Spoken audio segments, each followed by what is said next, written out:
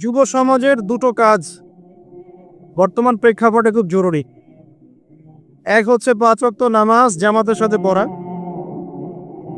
ওয়াদা করি ইনশাআল্লাহ আজকে থেকে 5 ওয়াক্ত নামাজ জামাতের সাথে পড়বো ইনশাআল্লাহ তাআলা। এবং 2, প্রত্যেক দিন কমপক্ষে 1 পারা করে কোরআন তেলাওয়াত করা। পারা যাবে ইনশাআল্লাহ। রাসূল সাল্লাল্লাহু আলাইহি ওয়াসাল্লাম বলেছেন, খায়রুকুম মান তাআল্লামাল কুরআন ওয়া আল্লামাহ। মানব জাতির মধ্যে শ্রেষ্ঠ তারাই যারা নিজেরা কোরআন শেখে এবং অন্যকে শেখায়। তিনি আরো বলেছেন যে মান ক্বারা হারফাম মিন কিতাবিল্লাহি ফালাহু হাসানাহ। যে ব্যক্তি কোরআনের একটা হরফ তেলাওয়াত করে তার জন্য নেকি হয়। আল হাসানাতু বিআশরি আমসালিহা। একটা নেকিকে 10 দিয়ে গুণ করা হয়। নবীজি বলেন লা আকুলু আলিফ লাম মিম হারফুন। আমি বলছি না যে আলিফ লাম মিম একটা হরফ। নবী সাল্লাল্লাহু আলাইহি ওয়াসাল্লাম বলেন বাল আকুলু, বরং আমি বলছি আলিফুন হরফ ও লামুন হরফুন ওয়া মিমুন হরফ। আলিফ একটা হরফ, লাম একটা হরফ, মিম আরেকটা হরফ। কেউ যদি বিশুদ্ধভাবে আলিফ লাম মিম তেলাওয়াত করে তার আমলনামায় কমপক্ষে 30টা নেকি লেখা হবে ইনশাআল্লাহ। প্রত্যেকদিন 1 পারা করে কোরআন পড়া যাবে ইনশাআল্লাহ। আল্লাহ তৌফিক দান করুন। একটা হাদিসে নবীজি বলেছেন ইন্নাল্লাহা ইয়ারফাউ বিহাযাল কিতাবি আকওয়ামান ওয়া ইয়াদউ বিহিল আখারিন। আল্লাহ রাব্বুল আলামিন এই কিতাব অর্থাৎ কোরআনের মাধ্যমেই অনেক জাতিকে উন্নত করবেন। অর্থাৎ কোরআন পাঠ আমল মেনে চলা এর মধ্য দিয়ে আল্লাহ পাক বহু জাতিকে উন্নত করবেন। ওয়া ইয়াদউ বিহিল আখারিন, এবং কোরআনকে পরিত্যাগ করার কারণে আল্লাহ পাক বহু জাতিকে অপদস্থও করবেন। যুব সমাজের প্রতি আমার নসিহত এবং রিকোয়েস্ট, 5 ওয়াক্ত নামাজ জামাতের সাথে পড়বেন, ছাড়বেন না ইনশাআল্লাহ। যত পাপ করেন, যত পাপে আপনি ইনভলভ থাকেন না কেন, হয়তো আপনার হারাম অ্যাফেয়ার আছে, অথবা আপনি মাদকদ্রব্য সেবন করছেন, অথবা আপনি জীবনের উদ্দেশ্য বোঝেন না, অথবা দেখা যাবে আপনি এমন কোনো জায়গায় নিজেকে হারিয়ে ফেলেছেন যেখান থেকে বের হতে পারছেন না, অন্ধকার জগৎ। যাই কিছু করেন, অ্যাটলিস্ট আপনি 5 ওয়াক্ত সালাত জামাতের সাথে পড়েন ইনশাআল্লাহ তাআলা। ইল্লা সালাত তানহা আনিল ফাহশাই ওয়াল মুনকার। সালাত আপনাকে সমস্ত পাপাচার থেকে বের করে নিয়ে আসবেন ইনশাআল্লাহ। এবং দ্বিতীয় রিকোয়েস্ট হচ্ছে কোরআন ছাড়বেন না, প্রত্যেকদিন 1 পারা করে তেলাওয়াত করার চেষ্টা করেন ইনশাআল্লাহ। অর্থ বোঝেন না নাই বোঝেন, অ্যাটলিস্ট তেলাওয়াত করেন। প্রত্যেক হরফে 10 নেকি পাবেন ইনশাআল্লাহ তাআলা। আর যদি অর্থ বুঝে পড়তে পারেন তাহলে আপনার চেয়ে সৌভাগ্যবান কেউ নাই পৃথিবীতে। কারণ কোরআন যারা অর্থ বুঝে পড়ে তারা কোরআনকে বাস্তব জীবনে ইমপ্লিমেন্ট করতে পারে। আর যে বইটার অর্থ আমরা বুঝি না, যে কিতাবের অর্থ বুঝি না, তখন এটা শুধু পড়ার ক্ষেত্রে সীমাবদ্ধ থাকে, আসলে বাস্তবে প্রয়োগ খুব একটা হয়ে ওঠে না। এ কারণেই কোরআনের অর্থ বোঝাটা খুব ইম্পর্টেন্ট। আর আমরা মাশাআল্লাহ হিন্দি বুঝি, উর্দু বুঝি, ইংরেজি বুঝি। আমাদেরকে কোনো ইনস্টিটিউশন হিন্দি শেখায়নি। ছোটবেলা থেকে আমরা যারা 20-30 বছর পড়াশোনা করেছি, কোনো শিক্ষা প্রতিষ্ঠানে হিন্দি পড়ানো হয় না। কিন্তু আমাদের যুব সমাজ তো আছেই, আমাদের মা বোনরাও পর্যন্ত হিন্দিতে পারদর্শী। যে কোনো কথা বলেন হিন্দি দিয়ে তার উত্তর দিয়ে দিবে। আপনি বোঝেন না বোঝেন, তিনি ঠিকই বোঝে। কিভাবে হলো এটা? এটা হয়েছে মিডিয়ার মধ্য দিয়ে এবং সাংস্কৃতিক একটা আগ্রাসনের মধ্য দিয়ে। তা আপনি যদি আরবি ভাষার চর্চা করতেন, আরবি ছোটবেলা থেকে পড়তেন, শুনতেন, কথোপকথন করতেন, যদি মিউজিক শুনতেন, অ্যারাবিক মিউজিক শুনতেন, যদি সিরিয়াল দেখতেন, অ্যারাবিক সিরিয়াল দেখতেন, দেখতেন আপনি আরবিটা খুব ইজিলি ক্যাপচার করতে পারতেন। তো আরবিটা শেখা খুব জরুরি। আরবি শেখার জন্য বাসায় একা একা পণ্ডিত হলে হয় না, মাদ্রাসার শিক্ষকদের সহযোগিতা লাগে। এখানে গ্রামারের কিছু বেসিক কিতাব আছে, এগুলোকে কভার করতে হয়, আরবি ভাষাটা শিখতে হয়, তখন কি আপনি কোরআনের আসল স্বাদ বা ফ্লেভারটা পাবেন ইনশাআল্লাহ। তার আগ পর্যন্ত আপনি কোরআন তেলাওয়াত করতে থাকেন, প্রত্যেক হরফে ইনশাআল্লাহ 10 নেকি পাবেন। আমি রাতের বেলা 2টো আমল শিখিয়ে দিই, তারপরে ভিতরের দিকে যাচ্ছি ইনশাআল্লাহ। নবী সাল্লাল্লাহু আলাইহি ওয়াসাল্লাম বলেছেন, রাতের বেলা, এখন যে আমরা রাতে আছি, ঘুমানোর পূর্বে কেউ যদি সূরাতুল মুলক, কার কার মুখস্থ আছে হাত উঁচু করেন দেখি। যদি অন্ধকারে আমি খুব একটা দেখতে পাচ্ছি না। আচ্ছা, মাশাআল্লাহ। নবী সাল্লাল্লাহু আলাইহি ওয়াসাল্লাম বলেছেন তার আগে একটা কথা বলি, যদি আমি এখন প্রশ্ন করতাম যে আপনারা কোরআনের জন্য কে কে জীবন দিতে চান, হাত তোলেন দেখি। এই যে মাশাআল্লাহ, সব হাত উঁচু হয়েছে। এখন দ্বিতীয় প্রশ্ন করছে, সূরা মুলক কয়জনের মুখস্থ আছে, হাত তোলেন দেখি। দেখেন জীবন দেওয়ার পরিমাণ কমে গেছে। এখন শুধু মুখের বলি নয়, বরং বাস্তবে কাজে প্রমাণ করতে হবে। তো যে কিতাবটা আপনি পড়তে জানছেন না, পড়ছেন না, অর্থ বুঝছেন না, হিফজও করছেন না, শুধুমাত্র আবেগ দিয়ে তো কাজ হবে না। হবে শুধু আবেগ দিয়ে কি কাজ হয়? প্র্যাকটিক্যাল হতে হয়। আজকে বিশ্ব যারা শাসন করছে, ওরা কি আবেগ দিয়ে শাসন করছে? ওরা প্রত্যেকটা ডিপার্টমেন্টকে গুছিয়েছে, 100 বছরের পরিকল্পনা করেছে, একটা একটা করে প্ল্যান তারা করেছে, বাস্তবায়ন করেছে। তো যেটা বলছিলাম প্রিয় ভাইরা, রাতের বেলা যদি আপনি সূরা মুলক তেলাওয়াত করেন, নবী সাল্লাল্লাহু আলাইহি ওয়াসাল্লাম বলেছেন যে সেই ব্যক্তিকে আল্লাহ রাব্বুল আলামিন কবরের আযাব থেকে বাঁচিয়ে রাখবে। চাপ আমরা কি কবরের আযাব থেকে বাঁচতে চাই না? আল্লাহ পাক আমাদের সবাইকে সূরা মুলক হিফজ করার তৌফিক দান করুন এবং রাতের বেলা পড়ার তৌফিক দান করুন, এবং যাদের শক্তি সামর্থ্য আছে এটার অর্থ বোঝার তৌফিক দান করুন এবং সেটাকে বাস্তব জীবনে আমল করার তৌফিক দান করুন। আমি 2 নম্বর আমল বলে দেই। নবী সাল্লাল্লাহু আলাইহি ওয়াসাল্লাম বলেছেন, রাতের বেলা ঘুমানোর সময় কেউ যদি 3টা সূরা 3 বার করে পড়ে, সূরা ইখলাস 3 বার, সূরা ফালাক 3 বার, সূরা নাস 3 বার। সূরা ইখলাস কোনটা? কুল হুয়াল্লাহু আহাদ। সূরা ফালাক কোনটা? কুল আউযু বিরাব্বিল ফালাক। সূরা নাস কুল আউযু বিরাব্বিন নাস। 3 বার করে পড়ে হাত দুটোকে একত্রিত করে এভাবে ফু দিয়ে পুরো গা যদি মাসাহ করে, নবী সাল্লাল্লাহু আলাইহি ওয়াসাল্লাম বলছেন সারা রাত সে যে ঘুমিয়ে থাকবে, দৃশ্য অদৃশ্যের কোনো ক্ষতি তাকে স্পর্শ করবে না ইনশাআল্লাহ। এই আমলটাকে করতে পারি না? আল্লাহ তৌফিক দান করুন। আর একটা সূরা সম্পর্কে নবীজি বলেছেন, রাতের বেলা কেউ যদি ঘুমানোর সময় পড়ে বিছানায় গিয়ে, আল্লাহ রাব্বুল আলামিন তাকে শিরকের পাপ থেকে বাঁচিয়ে রাখবে ইনশাআল্লাহ আযজা ওয়া জাল। শিরকের পাপ কি? আল্লাহর সাথে অংশীদার করা, যেই পাপের কারণে প্রতি 1999 জন মানুষ জাহান্নামে যাবে। এটা কোন সূরা আগে বলে নেই, এই সূরার নাম হচ্ছে সূরাতুল কাফিরুন।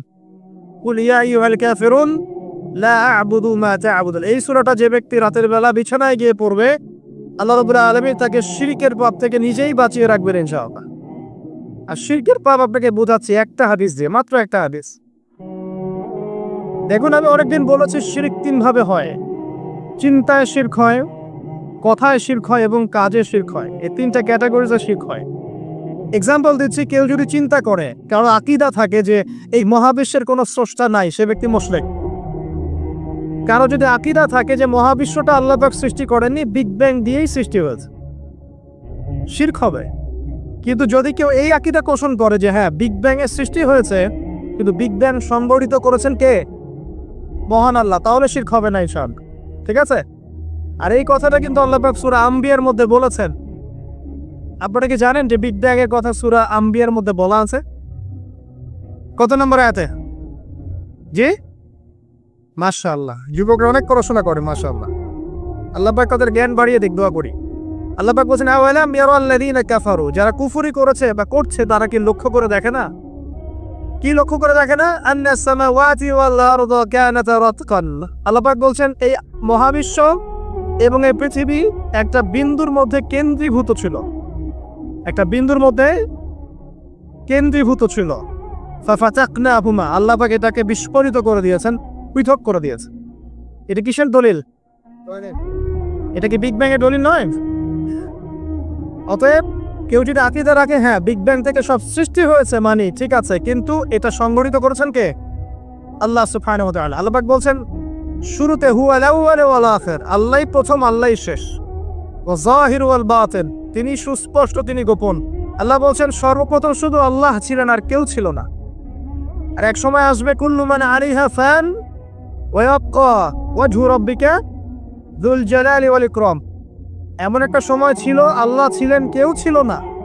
আবার একটা সময় আসবে শুধু আল্লাহ থাকবেন আর কেউ থাকবে না। আল্লাহ পাক যখন ছিলেন, তারপরে আল্লাহ পাক সৃষ্টি করেছেন আরশে আজিম। আরশে আজিমের প্রশস্ততা বুঝাতে একটা হাদিসের মধ্যে এসেছে, একটা উদাহরণ এসেছে যে একটা ঢাল মানে ওই যে যুদ্ধের সময়, ওই সময় আগে যে ঢাল ইউজ করা হতো হাতে, এক হাতে তরোয়াল ছিল, এক হাতে কি ছিল? ঢাল। একটা ঢাল যদি রেখে দেওয়া হয় এবং এখানে যদি 7টা স্বর্ণ মুদ্রা রাখা হয় বা রৌপ্য মুদ্রা রাখা হয়, যতটুকু অনুপাত হবে এই পুরো কুরসি আর এই যে 7টা মহাবিশ্ব, এর অনুপাতটা অনেকটা এমন। কথা বুঝতে পারছেন? এটা ওয়াসিআ কুরসিয়ুহুস সামাওয়াতি ওয়াল আরদ, আয়াতুল কুরসির মধ্যে পড়ছেন না? এটাই সেই কুরসি। উদাহরণ এমনভাবে দেওয়া হয়েছে। আবার নবীজি বলছেন সাল্লাল্লাহু আলাইহি ওয়াসাল্লাম, ওই ঢালটাকে, পয়সা ভর্তি ওই ঢালটাকে যদি আমরা একটা মরুভূমিতে রেখে আসি, তাহলে মরুভূমির তুলনায় ঢালটা যতটা ছোট, আরশের তুলনায় কুরসি অতটুকু ছোট। আমি কি বুঝাতে পারছি? আর এই আরশের উপরে আছেন আল্লাহ রাব্বুল আলামিন।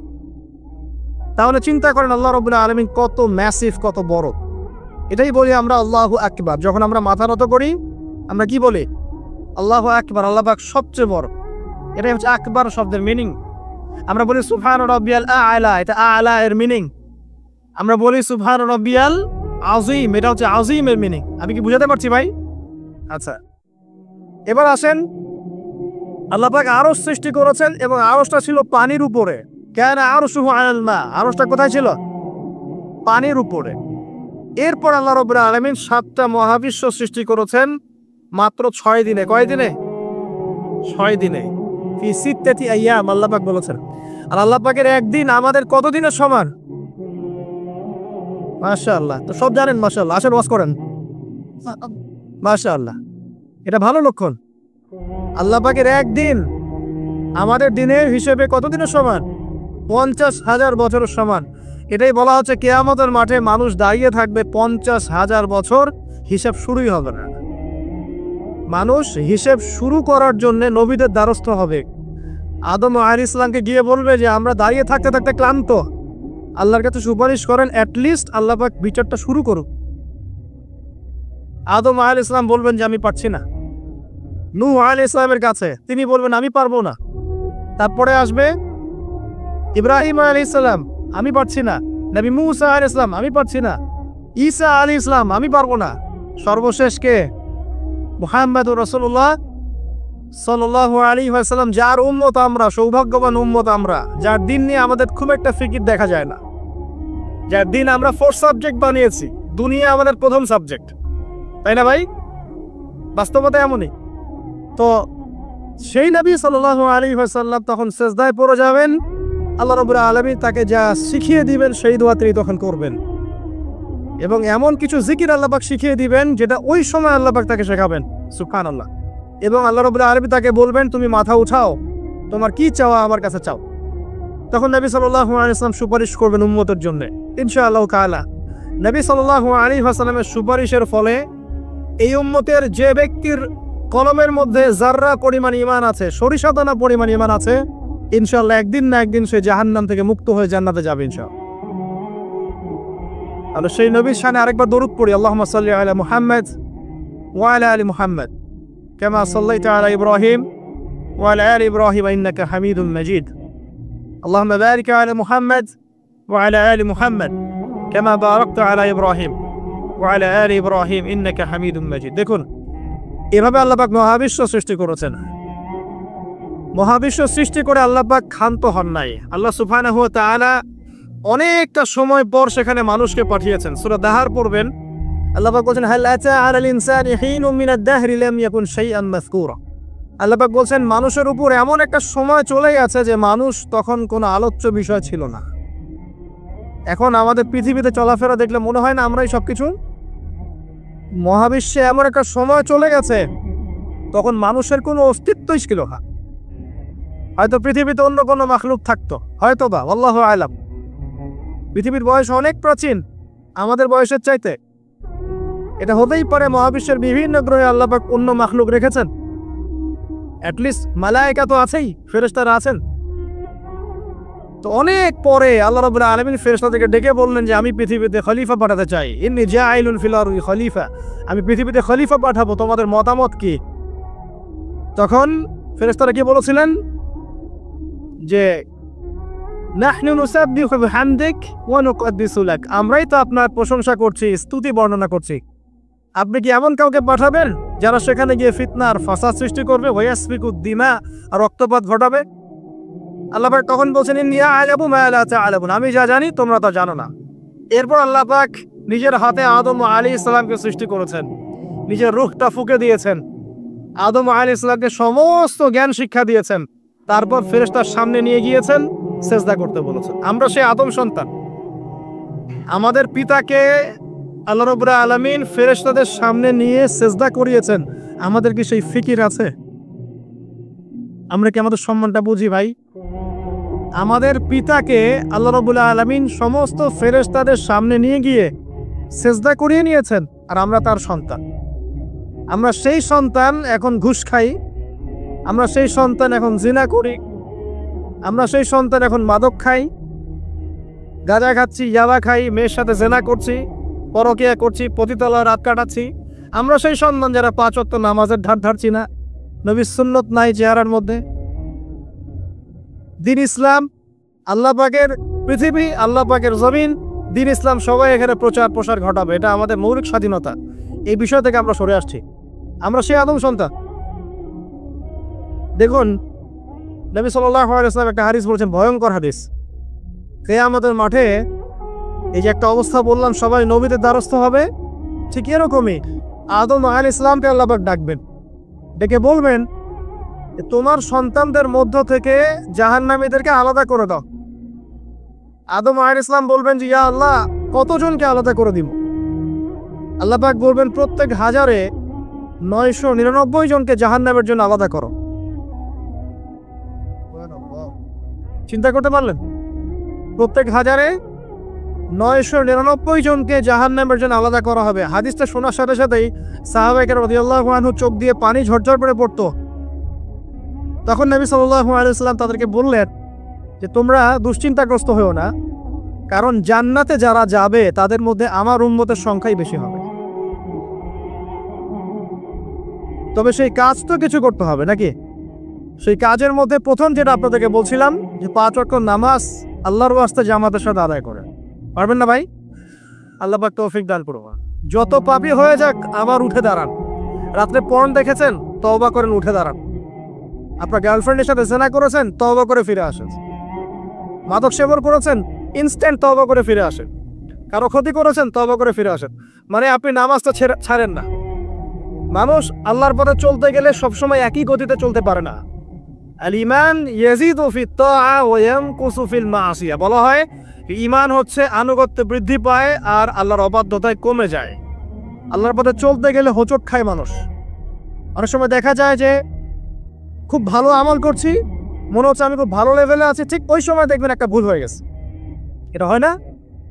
পা স্লিপ করে না মাঝে মাঝে? ওই সময় আবার উঠে দাঁড়াবেন, আবার তওবা করে ফিরে আসেন, ওযু করে ফিরে আসেন, আবার জায়নামাজে মুসল্লায় দাঁড়ান, সালাত পড়েন। সালাত ছাড়েন না ইনশাআল্লাহ। কারণ নবী সাল্লাল্লাহু আলাইহি ওয়াসাল্লাম বলেছেন লা তাতরুকুন্না সালাহ ইয়া মুআজ, হে মুআজ রাদিয়াল্লাহু আনহু, কখনোই সালাত ছেড়ে দিও না। লা তাতরুকুন্না সালাতাল মাকতুবাতা মুতাআম্মিদান, কোশ্চিন কালেও তোমার উপর ফরজ সালাতকে ছেড়ে দিও না, কারণ মান তারাকা সালাতা মুতাআম্মিদান ফাকাদ কাফার, যে ব্যক্তি ইচ্ছাকৃতভাবে ফরজ সালাতকে ছেড়ে দেয় ফাকাদ কাফারা। আলেম ওলামা আছেন, জিজ্ঞাসা করবেন ফাকাদ কাফারা এর অর্থ কি? যে ব্যক্তি ইচ্ছাকৃতভাবে ফরজ নামাজকে ছেড়ে দেয় সে ব্যক্তি যেন কুফরি করলো। বরেণ্য আলেমরা বলেছে ইসলামের লিস্ট থেকে নাম কাটা পড়ে গেল যতক্ষণ সে তওবা করে ফিরে আসছে। ইমাম আবু হানিফা রাহিমাহুল্লাহ, আমাদের হানাফি মাযহাবের ইমাম, তিনি বলেছেন কেউ যদি নামাজ ছেড়ে দেয় তাকে 3 দিন জেলখানায় বন্দি করে রাখতে হবে। জি, এবং তাকে তওবা করতে বলতে হবে। যদি সে তওবা করে তার শাস্তি মাফ, নামাজ আবার সে শুরু করবে। তওবা না করে তাকে ওইখানেই শাস্তি দণ্ড দিতে হবে। এমনটা বলেছেন কে? আমাদের ইমাম। সবচেয়ে নরম ফতোয়া এটা। আর আরো যারা ইমাম ছিলেন, ইমাম আহমেদ বিন হাম্বল রাহিমাহুল্লাহ, ইমাম শাফিঈ, ইমাম মালিক, তারা বলেছেন নামাজ যদি ছেড়ে দেয় এবং নামাজটাকে অস্বীকার করে, নামাজ ইসলামের অংশ বলে মনে করে না, ওকে হত্যা করতে হবে। হত্যা আবার যে কেউ করতে পারবে না, ওর ইসলামিক গভর্নমেন্ট করবে। এটাকে ভুল বোঝার কোনো সুযোগ নেই, এটা লস, এটা ইমামদের মত। এটি ইমামদের মতামত ছিল, মানে নামাজের গুরুত্ব বোঝাতে গিয়ে তারা এত কঠিন শব্দ ব্যবহার করেছে, নামাজের গুরুত্ব বোঝাতে গিয়ে এত কঠিন শব্দ ব্যবহার করেছে। যুবকদেরকে অনুরোধ করো ভাই, যাই হয়ে যাক জীবনে হতাশা ভুলে যান। চাকরি পাচ্ছেন না, আপনার পড়াশোনার চাপ, পারিবারিক চাপ, আপনার ফ্রেন্ড সার্কেলের পাল্লায় পড়ে আপনি খারাপ হয়ে যাচ্ছেন, হতাশ হবেন না। দুটো কাজ করেন, নামাজ পড়েন 5 ওয়াক্ত ইনশাআল্লাহ তাআলা, আল্লাহ পাক আপনার অন্তরে প্রশান্তিতে ঢেলে দিবে ইনশাআল্লাহ। আর দৈনিক 1 পারা করে কোরআন তেলাওয়াত করেন, পারবেন ইনশাআল্লাহ? আল্লাহ পাক আমাকে আপনাদের সবাইকে তৌফিক দান করুন, আমিন। তো যেটা বলছিলাম প্রিয় ভাইরা, নামাজের বিষয়টা গুরুত্ব দেন। 2 নাম্বার কোরআন তেলাওয়াত, অর্থ বোঝার চেষ্টা করেন, অর্থ না বুঝলেও তেলাওয়াত করেন, কারণ পড়তে পড়তে পড়তে আল্লাহ পাক আপনার মধ্যে এমন একটা ফিকির দিবেন যে ইনশাআল্লাহ একদিন আপনি অর্থ বোঝার চেষ্টা করবেন ইনশাআল্লাহ। আমি বলছিলাম প্রত্যেক হরফে 10 নেকি পাবেন। আল কোরআনে 114 সূরা আছে না? 114 সূরা 30 পারায় বিভক্ত। এই যে আমি একটু দেখাচ্ছি যে আল কোরআন কারীম, এই যে কিতাব, এখানে 114 সূরা আছে না? এখানে কিন্তু 30টা পারা আছে, প্রত্যেক 20 পৃষ্ঠায় একটা পারা শেষ হবে। এখানে প্রত্যেক 20 পৃষ্ঠায় 1 পারা শেষ হবে, মানে আপনার একদিনের টার্গেট 20 পৃষ্ঠা পড়া। একদিনের টার্গেট কত? 20 পৃষ্ঠা পড়া। আর আপনি দৈনিক কত ওয়াক্ত নামাজ পড়ছেন? 5 ওয়াক্ত। প্রত্যেক নামাজের আগে বা পরে 4 পৃষ্ঠা করে পড়তে হবে, পারবেন? সহজ না? প্রত্যেক নামাজের আগে বা পরে মাত্র 4 পৃষ্ঠা করে তেলাওয়াত করবেন, একদিনে 20 পারা, পারবেন ইনশাআল্লাহ? আল্লাহ তৌফিক দান করুন, আমিন। এখন এই 114 সূরা 20 পৃষ্ঠায়, এই কিতাবের মধ্যে 600টা পৃষ্ঠা আছে। কত পৃষ্ঠা? এখানে 600টা পৃষ্ঠা আছে, হিসাব করে দেখবেন। আর এখানে আয়াত আছে কত? 6000, একদম ভুল উত্তর। 6236টা আয়াত আছে এখানে। কতটা? হিসাব করে দেখেন, 6236টা। এবং শব্দ আছে প্রায় 77800টা। কয়টা? 77800টা। আর অক্ষর আপনি গুনলে দেখবেন প্রায় 3 থেকে 4 লক্ষ অক্ষর আছে। 3 থেকে 4 লক্ষ অক্ষর আছে। আমি যে বললাম 78,000-এর মতো শব্দ আছে, এই শব্দগুলো কিন্তু নতুন শব্দ না, মানে একটা শব্দই অনেকবার রিপিট করা হয়েছে। মানে আলহামদুলিল্লাহ রাব্বিল আলামিন থেকে গায়রিল মাগদুবি আলাইহিম ওয়ালাদ-দালিন, এখানে মোটামুটি যে 17 বা 18টা শব্দ আছে, এই শব্দগুলাই কোরআনে রিপিট করা হয়েছে 7800 বার। কতবার?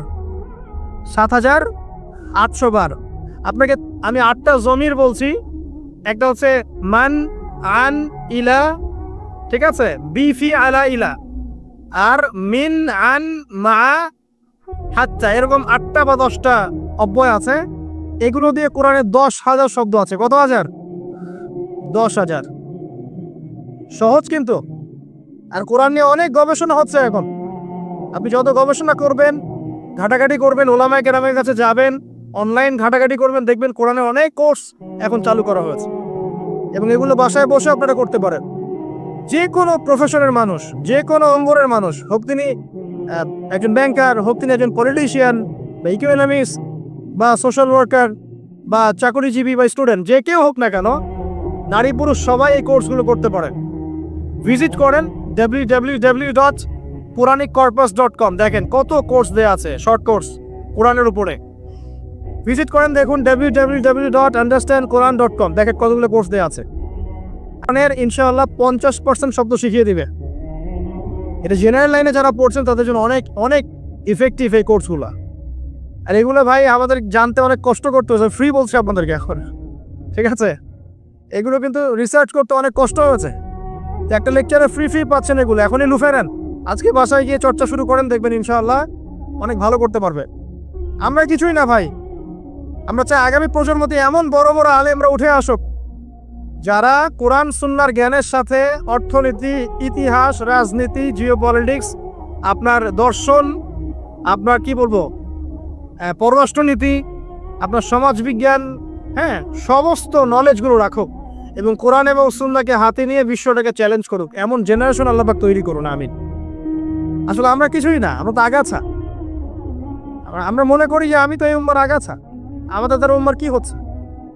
এমন প্রজন্ম আল্লাহ পাক নিয়ে আসুক যারা কোরআন সুন্নাহর জ্ঞান তো রাখবেই, পাশাপাশি যুগোপযোগী সমস্ত জ্ঞান যেন তারা অর্জন করেন।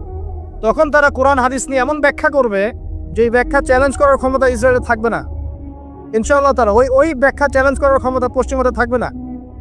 সারা বিশ্বটাকে ওরা এখন মগের মূল্য পেয়েছে, আর যা ইচ্ছা তাই করে, যা ইচ্ছা তাই।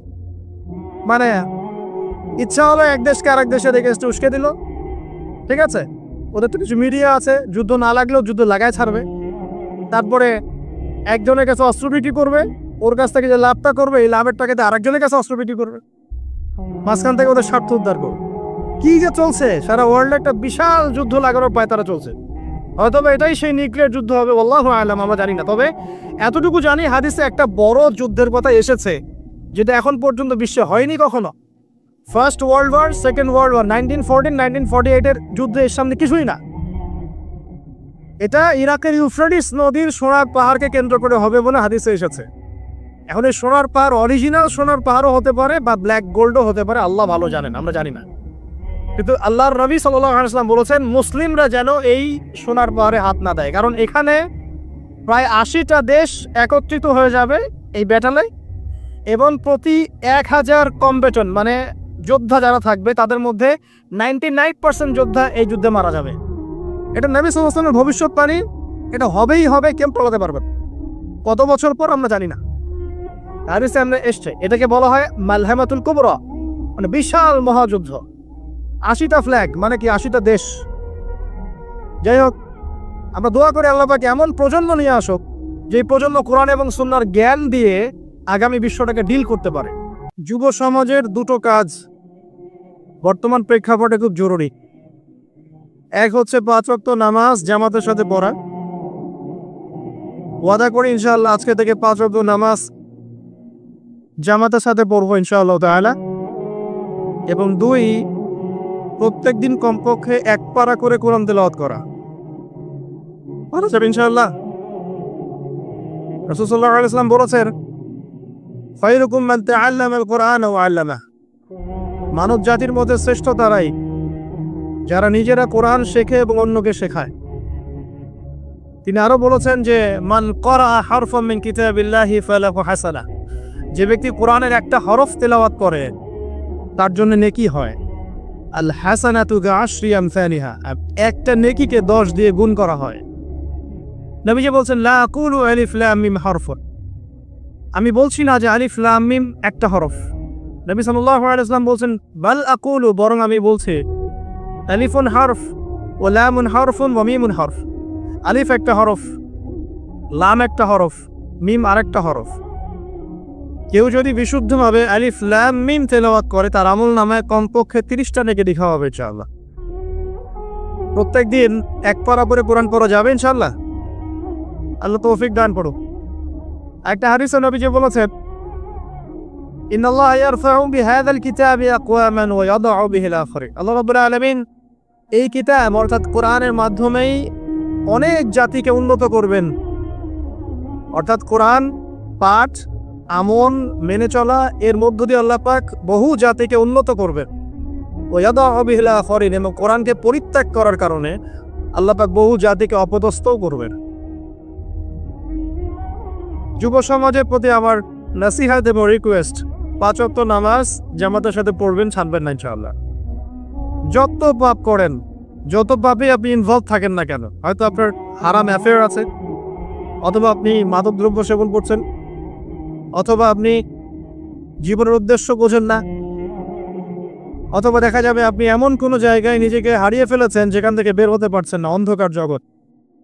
যাই কিছু করেন, অ্যাটলিস্ট আপনি 5 ওয়াক্ত সালাত জামাতের সাথে পড়েন ইনশাআল্লাহ তাআলা। সালাত তানহা আনিল ফাহশাই ওয়াল মুনকার, সালাত আপনাকে সমস্ত পাপাচার থেকে বের করে নিয়ে আসবেন ইনশাআল্লাহ। এবং দ্বিতীয় রিকোয়েস্ট হচ্ছে কোরআন ছাড়বেন না, প্রত্যেক দিন 1 পারা করে তেলাওয়াত করার চেষ্টা করেন ইনশাআল্লাহ। অর্থ বোঝেন না নাই বোঝেন, অ্যাটলিস্ট তেলাওয়াত করেন, প্রত্যেক হরফে 10 নেকি পাবেন ইনশাআল্লাহ তাআলা। আর যদি অর্থ বুঝে পড়তে পারেন তাহলে আপনার চেয়ে সৌভাগ্যবান কেউ নাই পৃথিবীতে। কারণ কোরআন যারা অর্থ বুঝে পড়ে তারা কোরআনকে বাস্তব জীবনে ইমপ্লিমেন্ট করতে পারে। আর যে বইটার অর্থ আমরা বুঝি না, যে কিতাবের অর্থ বুঝি না, তখন এটা শুধু পড়ার ক্ষেত্রে সীমাবদ্ধ থাকে, আসলে বাস্তবে প্রয়োগ খুব একটা হয়ে ওঠে না। এ কারণেই কোরআনের অর্থ বোঝাটা খুব ইম্পর্টেন্ট। আর আমরা মাশাআল্লাহ হিন্দি বুঝি, উর্দু বুঝি, ইংরেজি বুঝি, আমাদেরকে কোনো ইনস্টিটিউশন হিন্দি শেখায়নি। ছোটবেলা থেকে আমরা যারা 20-30 বছর পড়াশোনা করেছি, কোনো শিক্ষা প্রতিষ্ঠানে হিন্দি পড়ানো হয় না। কিন্তু আমাদের যুব সমাজ তো আছেই, আমাদের মা বোনরাও পর্যন্ত হিন্দিতে পারদর্শী। যে কোনো কথা বলেন হিন্দি দিয়ে তার উত্তর দিয়ে দিবে। আপনি বোঝেন না বোঝেন, তিনি ঠিকই বোঝে। কিভাবে হলো এটা?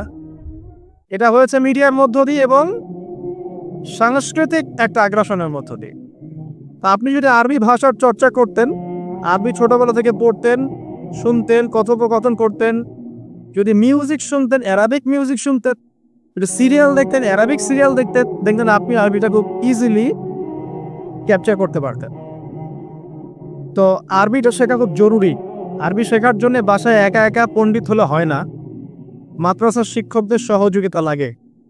এখানে গ্রামারের কিছু বেসিক কিতাব আছে, এগুলোকে কভার করতে হয়, আরবি ভাষাটা শিখতে হয়, তখন কি আপনি কোরআনের আসল স্বাদ বা ফ্লেভারটা পাবেন ইনশাআল্লাহ। তার আগ পর্যন্ত আপনি কোরআন তেলাওয়াত করতে থাকেন, প্রত্যেক হরফে ইনশাআল্লাহ 10 নেকি পাবেন। আমি রাতের বেলা দুটো আমল শিখিয়ে দিই, তারপরে ভিতরের দিকে যাচ্ছি ইনশাআল্লাহ।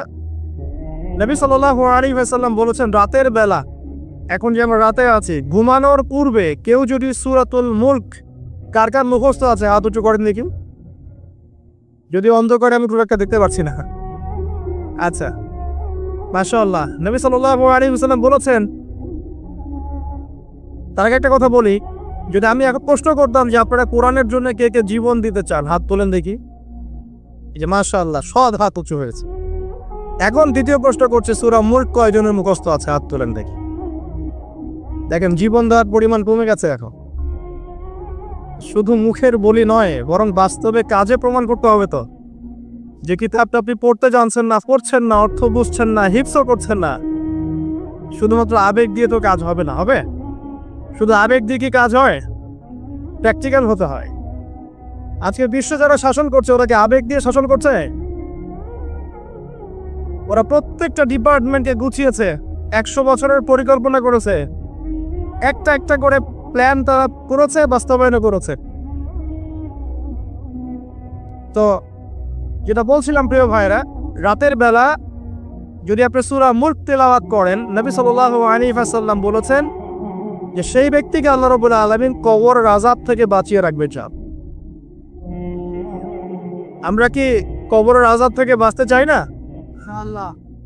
আল্লাহ পাক আমাদের সবাইকে সূরা মুলক হিফজ করার তৌফিক দান করুন এবং রাতের বেলা পড়ার তৌফিক দান করুন, এবং যাদের শক্তি সামর্থ্য আছে এটার অর্থ বোঝার তৌফিক দান করুন এবং সেটাকে বাস্তব জীবনে আমল করার তৌফিক দান করুন। আমি 2 নম্বর আমল বলে দেই। নবী সাল্লাল্লাহু আলাইহি ওয়াসাল্লাম বলেছেন, রাতের বেলা ঘুমানোর সময় কেউ যদি 3টা সূরা 3 বার করে পড়ে, সূরা ইখলাস 3 বার, সূরা ফালাক 3 বার, সূরা নাস 3 বার। সূরা ইখলাস কোনটা? কুল হুয়াল্লাহু আহাদ। সূরা ফালাক কোনটা? কুল আউযু বিরাব্বিল ফালাক। সূরা নাস কুল আউযু বিরাব্বিন নাস। 3 বার করে পড়ে হাত দুটোকে একত্রিত করে এভাবে ফু দিয়ে পুরো গা যদি মাসাহ করে, নবী সাল্লাল্লাহু আলাইহি ওয়াসাল্লাম বলছেন, সারা রাত সে যে ঘুমিয়ে থাকবে, দৃশ্য অদৃশ্যের কোনো ক্ষতি তাকে স্পর্শ করবে না ইনশাআল্লাহ। এই আমলটাকে করতে পারি না? আল্লাহ তৌফিক দান করুন। আরেকটা সূরা সম্পর্কে নবীজি বলেছেন, রাতের বেলা কেউ যদি ঘুমানোর সময় পড়ে বিছানায় গিয়ে, আল্লাহ রাব্বুল আলামিন তাকে শিরকের পাপ থেকে বাঁচিয়ে রাখবে ইনশাআল্লাহু আযজা ওয়া জাল। শিরকের পাপ কি? আল্লাহর সাথে অংশীদার করা, যেই পাপের কারণে প্রতি 1999 জন মানুষ জাহান্নামে যাবে। এটা কোন সূরা আগে বলে নেই, এই সূরার নাম হচ্ছে সূরাতুল কাফিরুন। কুল ইয়া আইয়ুহাল কাফিরুন লা আ'বুদু মা তা'বুদুন। এই সূরাটা যে ব্যক্তি রাতের বেলা বিছানায় গিয়ে পড়বে, আল্লাহ রাব্বুল আলামিন তাকে শিরকের পাপ থেকে নিজেই বাঁচিয়ে রাখবেন ইনশাআল্লাহ। আর শিরকের পাপ আপনাকে বোঝাচ্ছি একটা হাদিস দিয়ে, মাত্র একটা হাদিস। দেখুন, আমি অনেকদিন বলেছি শিরক 3 ভাবে হয়। চিন্তায় শিরক হয়, কথায় শিরক হয় এবং কাজে শিরক হয়। এই 3টা ক্যাটাগরিতে শিরক হয়। এক্সাম্পল দিচ্ছি, কেউ যদি চিন্তা করে, কারণ আকীদা থাকে যে এই মহাবিশ্বের কোনো স্রষ্টা নাই, সে ব্যক্তি মুশরিক। কারো যদি আকীদা থাকে যে মহাবিশ্বটা আল্লাহ পাক সৃষ্টি করেননি, বিগ ব্যাং দিয়েই সৃষ্টি হয়েছে, শিরক হবে। কিন্তু যদি কেউ এই আকীদা পোষণ করে যে হ্যাঁ বিগ ব্যাং এর সৃষ্টি হয়েছে, কিন্তু বিগ ব্যাং সংগঠিত করেছেন কে? মহান আল্লাহ, তাহলে শিরক হবে না ইনশাআল্লাহ। ঠিক আছে? আর এই কথাটা কিন্তু আল্লাহ পাক সূরা আম্বিয়ার মধ্যে বলেছেন আপনারা কি জানেন যে বিগ ব্যাং এর কথা সূরা আম্বিয়ার মধ্যে বলা আছে? কত নম্বর আয়াতে? জি, মাশাআল্লাহ, যুবকরা অনেক পড়াশোনা করে, মাশাআল্লাহ। আল্লাহ পাক তাদের জ্ঞান বাড়িয়ে দিক, দোয়া করি। আল্লাহ পাক বলেছেন, আওয়ালাম ইয়ারাল্লাযীনা কাফারু, যারা কুফরি করেছে বা করছে তারা কি লক্ষ্য করে দেখে না? কি লক্ষ্য করে দেখে না? আন্নাস সামাওয়াতি ওয়াল আরদু কানাতা রাতকান। আল্লাহ পাক বলছেন এই মহাবিশ্ব এবং এই পৃথিবী একটা বিন্দুর মধ্যে কেন্দ্রীভূত ছিল, একটা বিন্দুর মধ্যে কেন্দ্রীভূত ছিল। ফাফাতাকনাহুমা, আল্লাহ পাক এটাকে বিস্ফোরিত করে দিয়েছেন, পৃথক করে দিয়েছেন। এটা কিসের দলিল? এটা কি বিগ ব্যাং এর দলিল নয়? অতএব কেউ যদি আকীদা রাখে হ্যাঁ বিগ ব্যাং থেকে সব সৃষ্টি হয়েছে, মানে ঠিক আছে, কিন্তু এটা সংগঠিত করেছেন কে? আল্লাহ সুবহানাহু ওয়া তাআলা। আল্লাহ পাক বলছেন শুরুতে হুয়াল আউয়াল ওয়াল আখির, আল্লাহই প্রথম, আল্লাহই শেষ। ওয়া যাহির ওয়াল বাতিন, তিনি সুস্পষ্ট, তিনি গোপন। আল্লাহ বলছেন সর্বপ্রথম শুধু আল্লাহ ছিলেন, আর কেউ ছিল না। আর এক সময় আসবে কুল্লু মান আলাইহা ফান ওয়া ইয়াবকা ওয়াজহু রাব্বিকা যুল জালালি ওয়াল ইকরাম। এমন একটা সময় ছিল আল্লাহ ছিলেন, কেউ ছিল না। আবার একটা সময় আসবে শুধু আল্লাহ থাকবেন আর কেউ থাকবে না। আল্লাহ পাক যখন ছিলেন তারপরে আল্লাহ পাক সৃষ্টি করেছেন আরশে আজিম। আরশে আজিমের প্রশস্ততা বুঝাতে একটা হাদিসের মধ্যে এসেছে, একটা উদাহরণ এসেছে যে একটা ঢাল, ঢাল মানে ওই যে যুদ্ধের সময়, ওই সময় আগে যে ঢাল ইউজ করা হতো হাতে, এক হাতে তরোয়াল ছিল, এক হাতে কি ছিল? ঢাল। একটা ঢাল যদি রেখে দেওয়া হয় এবং এখানে যদি 7টা স্বর্ণ মুদ্রা রাখা হয় বা রৌপ্য মুদ্রা রাখা হয়, যতটুকু অনুপাত হবে এই পুরো কুরসি আর এই যে 7টা মহাবিশ্ব, এর অনুপাতটা অনেকটা এমন। কথা বুঝতে পারছেন? এটা ওয়াসিআ কুরসিয়ুহুস সামাওয়াতি ওয়াল আরদ, আয়াতুল কুরসির মধ্যে পড়ছেন না? এটাই সেই কুরসি। উদাহরণ এমন ভাবে দেওয়া হয়েছে। আবার নবীজি বলছেন সাল্লাল্লাহু আলাইহি ওয়াসাল্লাম, ওই ঢালটাকে, পয়সা ভর্তি ওই ঢালটাকে যদি আমরা একটা মরুভূমিতে রেখে আসি, তাহলে মরুভূমির তুলনায় ঢালটা যতটা ছোট, আরশের তুলনায় কুরসি অতটুকু ছোট। আমি কি বুঝাতে পারছি? আর এই আরশের উপরে আছেন আল্লাহ রাব্বুল আলামিন। তাহলে চিন্তা করেন আল্লাহ রাব্বুল আলামিন কত ম্যাসিভ, কত বড়। এটাই বলি আমরা আল্লাহু আকবার। যখন আমরা মাথা নত করি আমরা কি বলি? আল্লাহু আকবার, আল্লাহ পাক সবচেয়ে বড়। এটাই হচ্ছে আকবার শব্দের মিনিং। আমরা বলি সুবহান রাব্বিয়াল আ'লা, এটা আ'লা এর মিনিং। আমরা বলি সুবহান রাব্বিয়াল আযীম, এটা হচ্ছে আযীমের মিনিং। আমি কি বুঝাতে পারছি ভাই? আচ্ছা, এবার আসেন, আল্লাহ পাক আরশ সৃষ্টি করেছেন এবং আরশটা ছিল পানির উপরে। কানা আরশুহু আলাল মা, আরশটা কোথায় ছিল? পানির উপরে। এরপর আল্লাহ রাব্বুল আলামিন 7টা মহাবিশ্ব সৃষ্টি করেছেন মাত্র 6 দিনে। কয় দিনে? 6 দিনে। ফি সিত্তাতি আইয়াম আল্লাহ পাক বলেছেন। আর আল্লাহ পাকের একদিন আমাদের কত দিনের সমান? মাশাআল্লাহ, তো সব জানেন মাশাআল্লাহ। আসেন ওয়াজ করেন। মাশাআল্লাহ, এটা ভালো লক্ষণ। আল্লাহ পাকের একদিন আমাদের দিনের হিসেবে কত দিনের সমান? 50,000 বছরের সমান। এটাই বলা হচ্ছে কিয়ামতের মাঠে মানুষ দাঁড়িয়ে থাকবে 50,000 বছর, হিসাব শুরুই হবে না। মানুষ হিসেব শুরু করার জন্য নবীদের দ্বারস্থ হবে। আদম আলাইহিস সালামকে গিয়ে বলবে যে আমরা দাঁড়িয়ে থাকতে থাকতে ক্লান্ত, আল্লাহর কাছে সুপারিশ করেন অ্যাটলিস্ট আল্লাহ পাক বিচারটা শুরু করুক। আদম আলাইহিস সালাম বলবেন যে আমি পারছি না। নূহ আলাইহিস সালামের কাছে তিনি বলবেন আমি পারবো না। তারপরে আসবে ইব্রাহিম আলাইহিস সালাম, আমি পারছি না। নবী মুসা আলাইহিস সালাম, আমি পারছি না। ঈসা আলাইহিস সালাম, আমি পারবো না। সর্বশেষ কে? মুহাম্মদুর রাসূলুল্লাহ সাল্লাল্লাহু আলাইহি ওয়াসাল্লাম, যার উম্মত আমরা, সৌভাগ্যবান উম্মত আমরা, যার দিন নিয়ে আমাদের খুব একটা ফিকির দেখা যায় না, যার দিন আমরা 4 সাবজেক্ট বানিয়েছি। দুনিয়া আমাদের প্রথম সাবজেক্ট, তাই না ভাই? বাস্তবতা এমনই।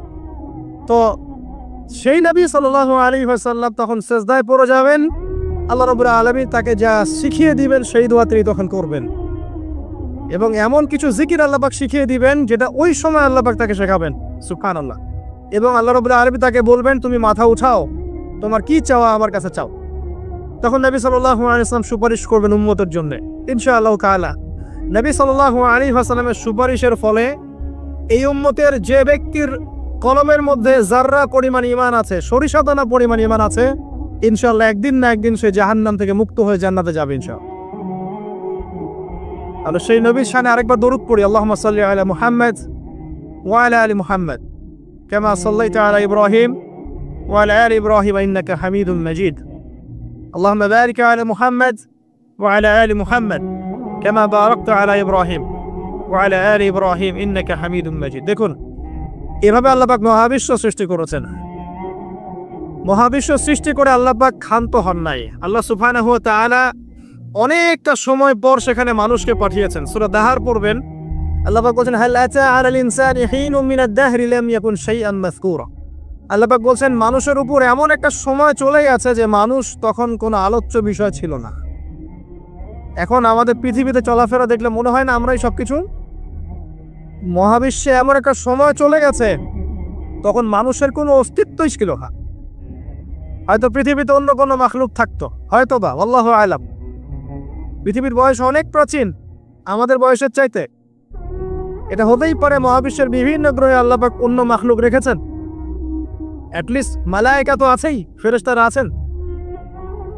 তো অনেক পরে আল্লাহ রাব্বুল আলামিন ফেরেশতাদেরকে ডেকে বললেন যে আমি পৃথিবীতে খলিফা পাঠাতে চাই, ইন্নী জাইলুন ফিল আরদি খলিফা, আমি পৃথিবীতে খলিফা পাঠাবো, তোমাদের মতামত কি?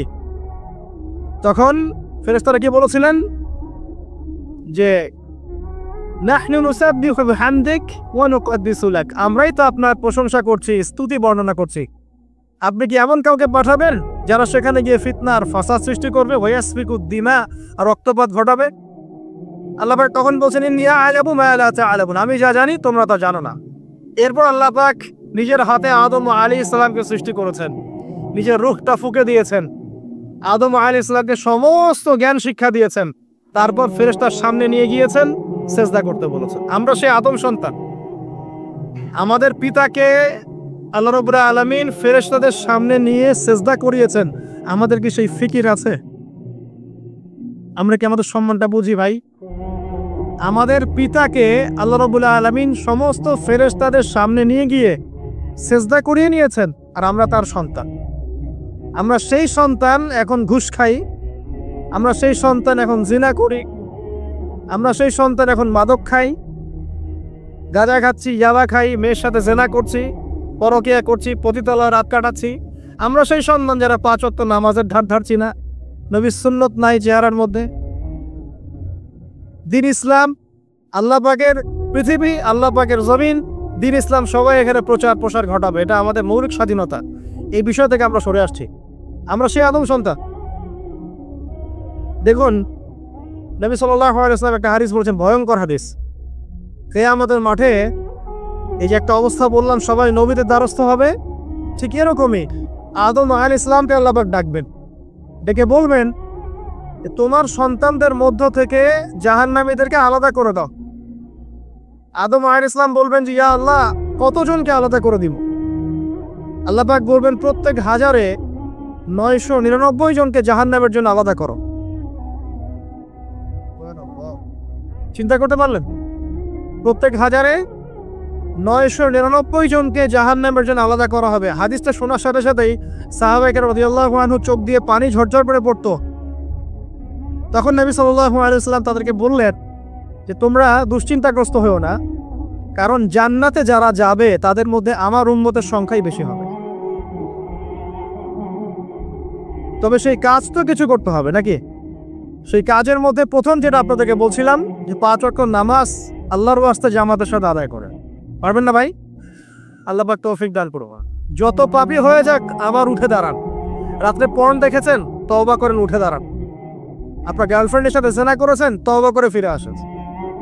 মাদক সেবন করেছেন, ইনস্ট্যান্ট তওবা করে ফিরে আসেন। কারো ক্ষতি করেছেন, তওবা করে ফিরে আসেন। মানে আপনি নামাজটা ছাড়েন না। মানুষ আল্লাহর পথে চলতে গেলে সবসময় একই গতিতে চলতে পারে না। আল ঈমান ইয়াজিদু ফিত তাআ ওয়া ইয়ানকুসু ফিল মাসিয়া। বলা হয় ঈমান হচ্ছে আনুগত্যে বৃদ্ধি পায় আর আল্লাহর অবাধ্যতায় কমে যায়। আল্লাহর পথে চলতে গেলে হোঁচট খায় মানুষ। অনেক সময় দেখা যায় যে খুব ভালো আমল করছি, মনে হচ্ছে আমি খুব ভালো লেভেলে আছি, ঠিক ওই সময় দেখবেন একটা ভুল হয়ে গেছে। এটা হয় না? পা স্লিপ করে না মাঝে মাঝে? ওই সময় আবার উঠে দাঁড়াবেন, আবার তওবা করে ফিরে আসেন, ওযু করে ফিরে আসেন, আবার জায়নামাজে মুসল্লায় দাঁড়ান, সালাত পড়েন। সালাত ছাড়েন না ইনশাআল্লাহ। আর নবী সাল্লাল্লাহু আলাইহি ওয়াসাল্লাম বলেছেন, লা তাতরুকুন্না সালাহ ইয়া মুআজ, হে মুআজ রাদিয়াল্লাহু আনহু, কখনোই সালাত ছেড়ে দিও না। লা তাতরুকুন্না সালাতাল মাকতুবাতা মুতাআম্মিদান, কোশ্চিন কালেও তোমার উপর ফরজ সালাতকে ছেড়ে দিও না, কারণ মান তারাকা সালাতা মুতাআম্মিদান ফাকাদ কাফার, যে ব্যক্তি ইচ্ছাকৃতভাবে ফরজ সালাতকে ছেড়ে দেয় ফাকাদ কাফারা। আলেম ওলামা আছেন, জিজ্ঞাসা করবেন ফাকাদ কাফারা এর অর্থ কি? যে ব্যক্তি ইচ্ছাকৃতভাবে ফরজ নামাজকে ছেড়ে দেয় সে ব্যক্তি যেন কুফরি করলো। বরেণ্য আলেমরা বলেছে ইসলামের লিস্ট থেকে নাম কাটা পড়ে গেল যতক্ষণ সে তওবা করে ফিরে আসছে। ইমাম আবু হানিফা রাহিমাহুল্লাহ, আমাদের হানাফি মাযহাবের ইমাম, তিনি বলেছেন কেউ যদি নামাজ ছেড়ে দেয় তাকে 3 দিন জেলখানায় বন্দি করে রাখতে হবে। জি, এবং তাকে তওবা করতে বলতে হবে। যদি সে তওবা করে তার শাস্তি মাফ, নামাজ আবার সে শুরু করবে। তওবা না করে তাকে ওইখানেই শাস্তি দণ্ড দিতে হবে। এমনটা বলেছেন কে? আমাদের ইমাম, সবচেয়ে নরম ফতোয়া এটা। আর আরো যারা ইমাম ছিলেন, ইমাম আহমেদ বিন হাম্বল রাহিমাহুল্লাহ, ইমাম শাফিঈ, ইমাম মালিক, তারা বলেছেন নামাজ যদি ছেড়ে দেয় এবং নামাজটাকে অস্বীকার করে, নামাজ ইসলামের অংশ বলে মনে করে না, ওকে হত্যা করতে হবে। হত্যা আবার যে কেউ করতে পারবে না, ওর ইসলামিক গভর্নমেন্ট করবে। এটাকে ভুল বোঝার কোনো সুযোগ নেই, এটা লস। এটা ইমামদের মত, এটি ইমামদের মতামত ছিল। মানে নামাজের গুরুত্ব বোঝাতে গিয়ে তারা এত কঠিন শব্দ ব্যবহার করেছে, নামাজের গুরুত্ব বোঝাতে গিয়ে এত কঠিন শব্দ ব্যবহার করেছে। যুবকদেরকে অনুরোধ করো, ভাই যাই হয়ে যাক জীবনে, হতাশা ভুলে যান। চাকরি পাচ্ছেন না, আপনার পড়াশোনার চাপ, পারিবারিক চাপ, আপনার ফ্রেন্ড সার্কেলের পাল্লায় পড়ে আপনি খারাপ হয়ে যাচ্ছেন, হতাশ হবেন না। দুটো কাজ করেন, নামাজ পড়েন 5 ওয়াক্ত, ইনশাআল্লাহ তাআলা আল্লাহ পাক আপনার অন্তরে প্রশান্তিতে ঢেলে দেবে ইনশাআল্লাহ। আর দৈনিক 1 পারা করে কোরআন তেলাওয়াত করেন, পারবেন ইনশাআল্লাহ? আল্লাহ পাক আমাকে আপনাদের সবাইকে তৌফিক দান করুন, আমিন। তো যেটা বলছিলাম প্রিয় ভাইরা, নামাজের বিষয়টা গুরুত্ব দেন। 2 নাম্বার কোরআন তেলাওয়াত, অর্থ বোঝার চেষ্টা করেন, অর্থ না বুঝলেও তেলাওয়াত করেন, কারণ পড়তে পড়তে পড়তে আল্লাহ পাক আপনার মধ্যে এমন একটা ফিকির দিবেন যে ইনশাআল্লাহ একদিন আপনি অর্থ বোঝার চেষ্টা করবেন ইনশাআল্লাহ। আমি বলছিলাম প্রত্যেক হরফে 10 নেকি পাবেন। আল কোরআনে 114 সূরা আছে না? 114 সূরা 30 পারায় বিভক্ত। এই যে আমি একটু দেখাচ্ছি যে আল কোরআন কারীম, এই যে কিতাব, এখানে 114 সূরা আছে না? এখানে কিন্তু 30টা পারা আছে। প্রত্যেক 20 পৃষ্ঠায় একটা পারা শেষ হবে। এখানে প্রত্যেক 20 পৃষ্ঠায় 1 পারা শেষ হবে। মানে আপনার একদিনের টার্গেট 20 পৃষ্ঠা পড়া। একদিনের টার্গেট কত? 20 পৃষ্ঠা পড়া। আর আপনি দৈনিক কত ওয়াক্ত নামাজ পড়ছেন? 5 ওয়াক্ত। প্রত্যেক নামাজের আগে বা পরে 4 পৃষ্ঠা করে পড়তে হবে। পারবেন? সহজ না? প্রত্যেক নামাজের আগে বা পরে মাত্র 4 পৃষ্ঠা করে তেলাওয়াত করবেন, একদিনে 20 পারা। পারবেন ইনশাআল্লাহ? আল্লাহ তৌফিক দান করুন, আমিন। এখন এই 114 সূরা 20 পৃষ্ঠায়, এই কিতাবের মধ্যে 600টা পৃষ্ঠা আছে। কত পৃষ্ঠা? এখানে 600টা পৃষ্ঠা আছে, হিসাব করে দেখবেন। আর এখানে আয়াত আছে কত? 6000। একদম ভুল উত্তর। 6236টা আয়াত আছে এখানে। কতটা? হিসাব করে দেখেন, 6236টা। এবং শব্দ আছে প্রায় 77800টা। কয়টা? 77800টা। আর অক্ষর আপনি গুনলে দেখবেন প্রায় 3 থেকে 4 লক্ষ অক্ষর আছে। 3 থেকে 4 লক্ষ অক্ষর আছে। আমি যে বললাম 78000-এর মতো শব্দ আছে, এই শব্দগুলো কিন্তু নতুন শব্দ না। মানে একটা শব্দই অনেকবার রিপিট করা হয়েছে। মানে আলহামদুলিল্লাহি রাব্বিল আলামিন থেকে গায়রিল মাগদুবি আলাইহিম ওয়ালাদ-দালিন, এখানে মোটামুটি যে 17 বা 18টা শব্দ আছে, এই শব্দগুলাই কোরআনে রিপিট করা হয়েছে 7800 বার। কতবার? 7800 বার। আপনাকে আমি 8টা জমির বলছি। একটা হচ্ছে মান, আন, ইলা, ঠিক আছে, বি, ফি, আলা, ইলা, আর মিন, আন, মা, হাত্তা। এরকম 8টা বা 10টা অব্যয় আছে। এগুলো দিয়ে কোরআনে 10,000 শব্দ আছে। কত হাজার? 10,000। সহজ কিন্তু। আর কোরআন নিয়ে অনেক গবেষণা হচ্ছে এখন। আপনি যত গবেষণা করবেন, ঘাটাঘাটি করবেন, ওলামায়ে কেরামের কাছে যাবেন, অনলাইন ঘাটাঘাটি করবেন, দেখবেন কোরআনের অনেক কোর্স এখন চালু করা হয়েছে। এবং এগুলো বাসায় বসে আপনারা করতে পারেন। যে কোনো প্রফেশনের মানুষ, যে কোনো অঙ্গনের মানুষ হোক, তিনি একজন ব্যাংকার হোক, তিনি একজন পলিটিশিয়ান বা ইকোনমিক্স বা সোশ্যাল ওয়ার্কার বা চাকরিজীবী বা স্টুডেন্ট, যে কেউ হোক না কেন, নারী পুরুষ সবাই এই কোর্সগুলো করতে পারেন। ভিজিট করেন www.al-quran quraniccorpus.com দেখেন কত কোর্স দেয়া আছে, শর্ট কোর্স কোরআনের উপরে। ভিজিট করেন, দেখুন www.understandquran.com, দেখেন কতগুলো কোর্স দেয়া আছে। কোরআনের ইনশাআল্লাহ 50% শব্দ শিখিয়ে দিবে। এটা জেনারেল লাইনে যারা পড়ছেন তাদের জন্য অনেক অনেক ইফেক্টিভ এই কোর্সগুলো। আর এগুলো ভাই আমাদের জানতে অনেক কষ্ট করতে হয়েছে, ফ্রি বলছে আপনাদেরকে এখন, ঠিক আছে? এগুলো কিন্তু রিসার্চ করতে অনেক কষ্ট হয়েছে। একটা লেকচারে ফ্রি পাচ্ছেন এগুলো, এখনই লুফে নেন, আজকে বাসায় গিয়ে চর্চা শুরু করেন, দেখবেন ইনশাআল্লাহ অনেক ভালো করতে পারবে।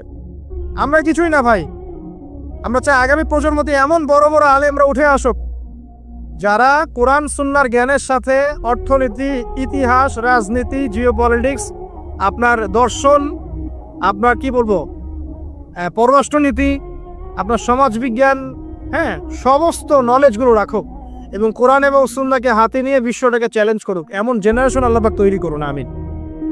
আসলে আমরা কিছুই না, আমরা তো আগাছা। আমরা মনে করি যে আমি তো এই উম্মার আগাছা, আমাদের দ্বারা উম্মার কি হচ্ছে? এমন প্রজন্ম আল্লাহ পাক নিয়ে আসুক যারা কোরআন সুন্নাহর জ্ঞান তো রাখবেই, পাশাপাশি যুগোপযোগী সমস্ত জ্ঞান যেন তারা অর্জন করেন।